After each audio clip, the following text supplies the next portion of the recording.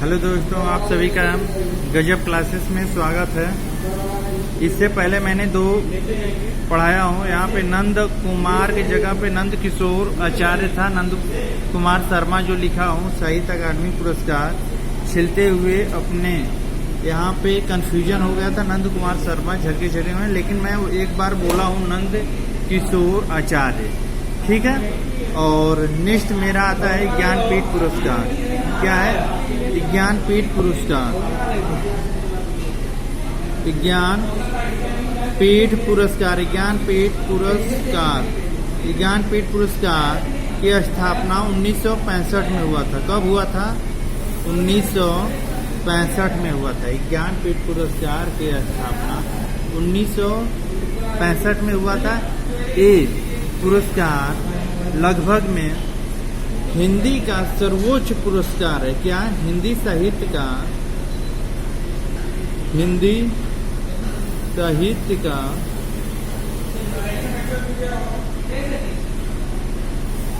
सर्वोच्च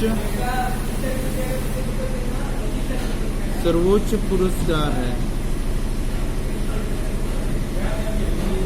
ठीक है। राशि कितना दी जाती है इसमें?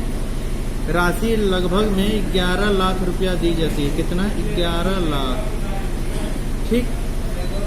हिंदी साहित्य का सर्वोच्च पुरस्कार कितना रुपया दिया जाता है? 11 लाख रुपया दिया जाता है। और कितने भाषा में दी जाती है? तो ये 22 भाषा में दी जाती है। कितने? 22 भाषा में दी जाती है, ठीक है। 8वीं अनुसूची के अंतर्गत 8वीं अनुसूची के अंतर्गत ज्ञानपीठ पुरस्कार दिया जाता है। भाग 17 के अंतर्गत आता है। भाग 17 के अंतर्गत हिंदी का विकास, जैसे हिंदी में है 21वां संविधान संशोधन 2171 और 2192।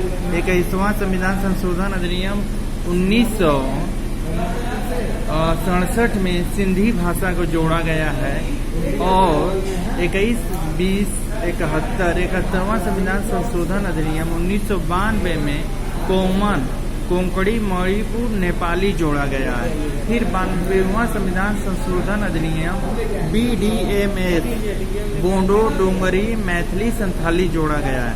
आप लोग को मैं थोड़ा सा ये बता दिया, 343 से लेकर 351 तक। हिंदी के विकास के लिए 350 में है, 343 में संघ की राजभाषा है, और 345 में जो कि 343, 44, 45 में राज्य की राजभाषा से संबंधित है। चलिए अभी पुरस्कार के बारे में हम पढ़ रहे हैं। पुरस्कार से संबंधित देख रहे हैं कि पुरस्कार क्या है। पुरस्कार में ज्ञानपीठ पुरस्कार 1965 में, ठीक है ना। चलिए, सबसे अधिक पुरस्कार किस भाषा में दिया गया है?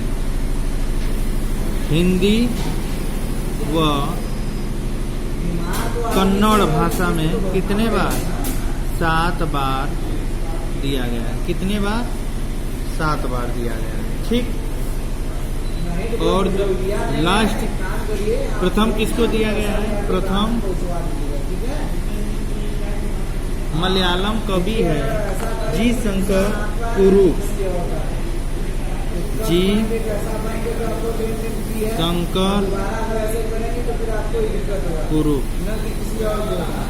इस भाषा में दिया गया है।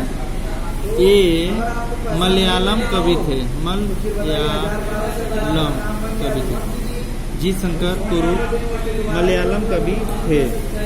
11 लाख रुपया दिया जाता है। आप लोग को बताया हूँ 11 लाख रुपया, ठीक है। और 2019 में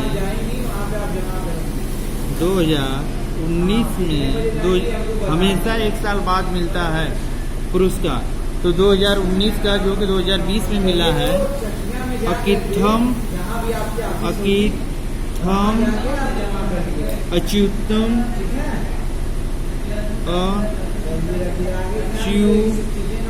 या अच्युतम भी कहीं लिखा रहता है। नंबू दीरी या दरी भी बोलते हैं। नंबू दरी, जैसे भी नाम लिखा हो इनको दिया गया है। किसके लिए? मलयालम कवि ए भी है इनकी। क्या कौन से कवि थे? मलयालम कवि है। कौन सा कवि है? मलयालम कवि। और इनकी हाल में ही क्या है कि मृत्यु हो गई है, देहांत। इसलिए ये वीआईपी क्वेश्चन है। इसलिए क्या है, ये वीआईपी क्वेश्चन है। आप इसको पढ़ेंगे। और इससे पहले ज्ञानपीठ पुरस्कार ये किस नंबर के था? ये 55वां ज्ञानपीठ पुरस्कार था। 54वां ज्ञानपीठ पुरस्कार किसको दिया गया है? अमिताभ घोष।